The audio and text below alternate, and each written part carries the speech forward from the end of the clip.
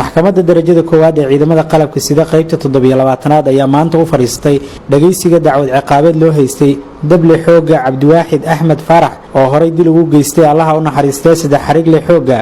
Maxamuud Saciid Nuur Ugaas oo ka tirsanaa ilaalada taliyaha qaybta 22aad fadhiga maxkamadda oo ka qabsoomay gudaha xarunta taliska qaybta 22aad oo ay soo xaadireen ehelada marxuumka saraakiisha taliska qaybta iyo talisyada kale ee ciidamada qalabka sida sidoo kalena ay goobjoog ka ahaayeen dad kale oo dhageysanayay ayaa maxkamadda waxaa daah furay gudoomiyaha maxkamadda darajada koowaad ee ciidamada qalabka sida qaybta 27aad gaashaanle Maxamed Amiin Cabdulle Aadan Cabdiwaaxid waxaa lagu eedeynayaa in aad si bareer ah u dishay X saddex xaragle xooga 14672 marxuum Maxamuud Saciid Nuur 38 jir ahaa ina Faadimo Xaashi Wehliye ku dhashay deganaa Dhuusamareeb dambigaas oo ku xusan aayadda 178aad suuratu al-Baqara qodobada 194/bis 195 xeerka ciqaabta ciidamada qalabka sida iyo qodobka 434 xeerka ciqaabta Soomaaliyeed Cabdiwaaxid eedaas lagu soo eedeeyay waxaad kaga jawaabi kartaa jawaabaha soo socda eedaas lagu soo eedeeyay waan galay ma galin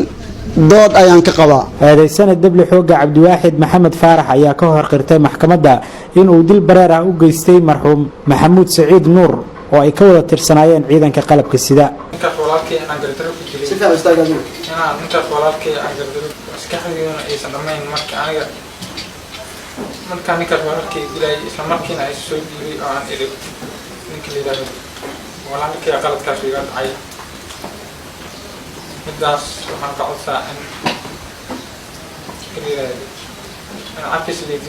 marqaatiyaashii ku sugnaa goobta uu dilku ka dhacay ayay maxkamaddu ka dhageysatay sida ay wax u dhaceen waxaana sidoo kale goobta lagu soo bandhigay baaristii la sameeyay oo ay qayb ka ahaayeen sawirka marxuumkii dhintay iyo qoragii uu adeegsaday eedeysanaha xafiiska xeer ilaalinta ciidanka qalabka sida ayaa maxkamadda u soo jeediyay in eedeysana Cabdiwaaxid uu khiyaanay ciidanka xoogga dalka oo iska ilaalinayay cadowga waxaana xeer ilaalintu maxkamadda ka codsatay in lagu xukumo dil toogasho ah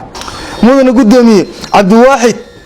qatarta uu lahay way ka baaxad weyn sida marka hore sheegaba inuu hal shakhsi kaliya u dilo qorshihiisu wuxuu ahaa dad badan inuu dilo laakiin Ilaahay ayaa ku ekeeyay marxuumka dhintay kaliya sidaas daraadeed mudane gudoomiye garsooreyaal maxkamadda sharafta leh waxa xafiiska xeer ilaalinta codsigayga ugu dambeeyay uu yahay in qisaasti marxuumkii dhintay marxuum Maxamed Saciid Nuur lagu fuliyo eedeysanaha koowaad Cabdiwaaxid Axmed Faarax abukaati Carab Nuur Yuusuf oo u doodayay eedeysanaha ayaa maxkamadda ka codsaday in eedeysanaha loo fiiriyo sifaalaha dambiga fududeeyo loona qafiifiyo ciqaabta uu mutaysanayo gudoomiye codsigayga ugu dambeeya wuxuu yahay in marxuumkan eedeysanahan aan loo aqoonsanin gacan ku dhiigla loo aqoonsado nin maskaxdiisu mar wax si ka noqdeen ee marxuum walaalkiisa ay gacantiisa ku baxday waana mahadsantiin ugu dambeyn gudoomiyaha maxkamadda darajada koowaad ee ciidamada qalabka sida gaashaanle Maxamed Amiin Cabdulle Aadan ayaa soo gabagabeeyay dhageysiga dacwadan waxaana uu ku dhawaaqay xukunka maxkamadda darajada koowaad ciidamada qalabka sida waxay ku dhawaaqaysaa go'aanka dacwad ciqaabeedkii loo haystay eedeysane dable xooga 14135 Cabdiwaaxid Axmed Faarax 24 jir ah ina Xaawo Cumar Maxamuud ku dhashay degan Matabaan kaasoo xafiiska xeer ilaalinta ciidamada qalabka sida ku soo eedeeyay in uu si bareer ah u dilay marxuum saddex xaragle xooga 14672 Maxamuud Saciid Nuur 38 jir ahaa ina Faadimo Xaashi Wehliye ku dhashay deganaa Dhuusamareeb kaasoo ka tirsanaa jiray ciidamada xoogga dalka Soomaaliyeed qaybta 21aad taariikhdu markay ahayd 3 bisha 12aad 2019 abaar 9:43 galabnimo dood dheer kadib maxkamaddu markay aragtay eedda xafiiska xeer ilaalinta uu soo gudbiyay ee ku xusneed aayadda 178 suuratu al-Baqara qodobada 194/bis 195 xeerka ciqaabta ciidamada qalabka sida 434 xeerka ciqaabta Soomaaliyeed markay dhageysatay qiraalka eedeysane dable xooga 14135 Cabdiwaaxid Axmed Faarax oo uu ka hor caddeeyey garsoorka in uu dilay marxuum saddex ragle xoogga maxamuud saciid nuur kuna dhuftay 5 baaloote asagoo adeegsanaya qore AK47 ah markay dhageysatay markhaatiyaasha la hor keenay maxkamadda midna ay u weydiisay marag furkooda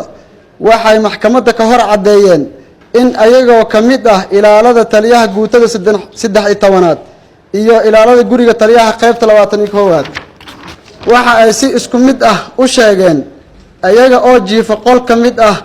qolalka guriga taliyaha qaybta 21aad ay maqleen xabado guriga ka dhaxdhacayo oo si daran doori ah loo ridaayo markay soo baxeenna ay arkeen meydka marxuum maxamuud saciid nuur yaala barandada guriga iyo dable xoogga cabdiwaaxid axmed faarax oo sii baxsanaya kana sii baxayo guriga sidaasna ay ku soo qabteen eedeysanaha sare ku xusan markay aragtay dambi muujinta qori AK47 ah ee uu dilka ku geystay eedeysanaha sare ku xusan 15 fooq oo ah xabadihii uu ku dilay marxuumka sare ku xusan sawirka marxuumka iyo warqadda dhimashada dhakhtarka markay dhageysatay doodii u dhaxaysay dhinacyada kale ah xafiiska xeer ilaalinta ciidamada qalabka sida iyo qareenka difaacay eedeysanaha sare ku xusan sidaas darteed maxkamadda waxaa u caddaatay in dambiile dable xoogga 14135 cabdiwaaxid axmed faarax uu yahay dambiile galay dembigii lagu soo oogay waxayna maxkamaddu ku xukuntay dil toogasho ah ciddii aan ku qanacsaneyn xukunka maxamed waxaa u furan racfaan cabdullaah warsamo roble Somali News TV dhuusamareeb